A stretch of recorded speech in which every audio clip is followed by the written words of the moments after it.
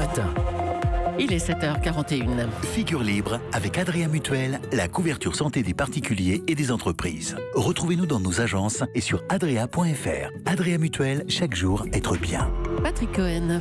Vincent Hervouet, c'est donc l'heure de vérité pour les séparatistes catalans. À 18h, le président de la Generalitat proclamera ou renoncera, on ne sait pas, à l'indépendance. Il paraît que Carles Puigdemont se lève tôt. Il a raison d'en profiter parce qu'il a 10 heures devant lui et tant que dure le suspense, il est le roi du monde. Stop ou encore, va-t-il ou non proclamer l'indépendance en s'appuyant sur ce référendum douteux et douloureux de la semaine dernière, ou va-t-il manger son chapeau, c'est-à-dire le casque de cheveux noirs qu'il porte bas sur le front? C'est sans précédent que la décision solitaire d'un homme politique ait autant de conséquences sur l'avenir de l'Union européenne.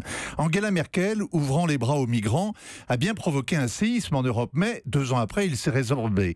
Nicolas Sarkozy, engageant la guerre en Libye, y a précipité un chaos qui dure encore et déborde jusqu'en Italie, mais c'est une guerre, et la Catalogne est en paix, si l'on oublie les djihadistes qui y complotent comme s'ils étaient chez eux. Imaginez même qu'à Buckingham, ce matin, au réveil, la reine Elisabeth décide soudain d'abdiquer. Ce serait un tremblement de terre, mais seulement pour les Britanniques et pour la presse magazine.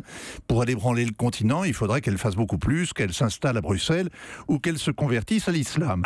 Carles Puigdemont a rendez-vous à 18h. Quoi qu'il dise, son discours passera à la postérité. Chapeau. Alors, il a déclaré qu'il aborderait la situation politique, sans vouloir se dévoiler davantage. Alors ça, c'était dimanche. Et on retiendra qu'au bord du ravin, il a hésité, et pour cause, des centaines de milliers de manifestants ont pavoisé Barcelone aux couleurs de l'Espagne, du jamais vu, même au temps du franquisme triomphant, et réalisé le cauchemar pour un séparatiste qui voit partout le fantôme de Franco et qui offre une telle victoire posthume au caudillo. Et puis, il y a ces banques et la douzaine de grandes entreprises qui ont annoncé leur déménagement et qui ont fait davantage pour dégriser les indépendantistes que tous les coups de trick de la Guardia Civile. Est-ce qu'il peut reculer ?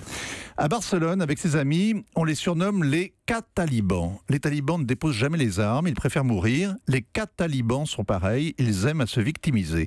Donc soit ils renoncent et c'est un suicide politique, soit ils plongent et c'est un suicide collectif. Carles Puigdemont a écrit un seul livre, quand il était journaliste, un livre au titre bizarre, Cata quoi ? Cata quoi ?